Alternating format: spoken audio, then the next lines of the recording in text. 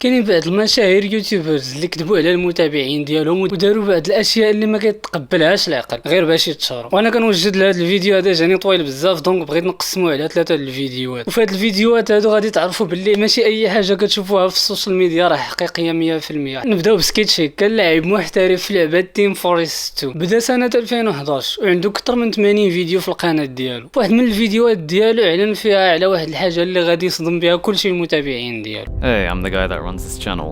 Most of you probably know me as Sketchik. Straightforward and honest as I can with you guys for once. Truth is, I've been very sick and very busy for the past few months, spending every day either bedridden or going in and out of the hospital with no time to play TF2 or make videos or anything like that.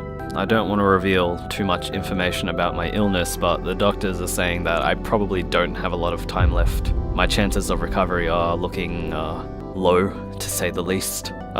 It sucks, yeah, it's terrible, but I have no choice but to accept it. سكيتشيك صرح باللي كيعاني بزاف من هاد المرض هذا وباللي ما بقاش ليه بزاف في الحياه، وتعاطفوا مع الناس بزاف. كاين اللي بكى عليه، كاين اللي تمنى ليه الشفاء، كل واحد كيفاش بين التعاطف ديالو. لكن كانوا شي عينات اللي ما تيقوش ديك الهضره تاعو، بداعي انه داك الفيديو اللي دار كان المفروض يكون اخر فيديو ويعلن الاعتزال ديالو من السوشيال ميديا. لكن القضيه ما كانتش بحال هكا، العكس تماما اللي وقع. من بعد داك الخبر بدا مباشره كيدير فيديوهات بحال ما وقع حتى شي حاجه. لكن اللي خلى المشككين يشكوا باللي راه غير كيكذب ماشي بسبب فيديوهات، لكن من علامات الدعم المادي اللي بانت في القناه ديالو. يعني بحال غير باغي ياخذ التعاطف تاع الناس ويستغلهم باش يتعاونوا معاه ماديا. سكيتشيك حط فيديو تاني وقال فيه باللي خاصو يحبس نهائيا حيتاش المرض ديالو زاد حده والوضع ديالو غير مستقر. This is it, folks. This is how it ends. I'm very ill. My health is gradually deteriorating, and the clock is ticking, so to speak. I simply cannot afford to spend any more time than I already have maintaining the channel. And this is my absolute final video to say goodbye before I stop using this account. So feel free to unsubscribe if you haven't already. There will be no more videos coming from this channel. Farewell.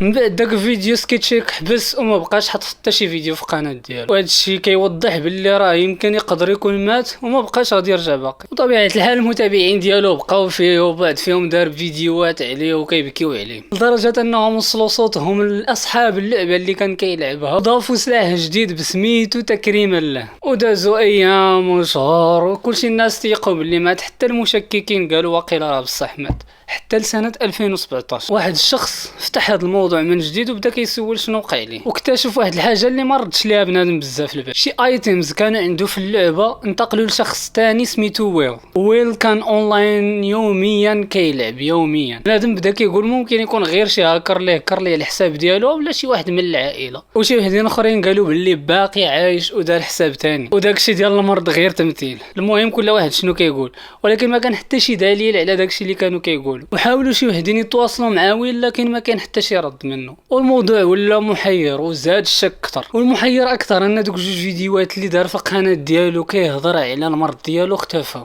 الا كان الحساب ديالو في اللعبه تهاكا، كيفاش غادي يديروا القناه ديالو في يوتيوب؟ في 2019 جورج فينيس دار فيديو بعنوان سكيتشيك يؤكد. في واحد الثانيه من ثواني بان واحد اللاعب داير نفس الاسم تاعو ونفس الصوره، واللي كيصدم ان هذا الحساب هذا ديال سكيتشيك الحقيقي ماشي غير شي واحد اللي مقلد الاسم ديالو. ومن بعد وقعت شي حاجه اللي حتى شي حد ما كان كيتوقعها.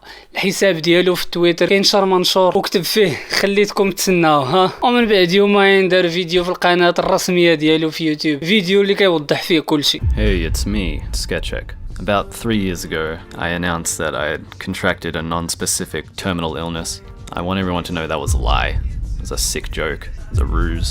I was never ill, not even a little bit. من بعد ما خلى المتابعين ديالو كيعيشوا كذبه لمده 3 سنوات، قرر فجأة يرجع ويقول لهم باللي راه كان غير كيمزح معاهم، وحقيقة المرض ديالو غير كذب، والغرض ديالو من داكشي غير يثير ضجة قبل ما يعتزل. And somewhere along the way, I came to the conclusion that video games had ruined my life. And that was when I decided to shut down the channel. But I also wanted to go out with a bang, I guess you could say.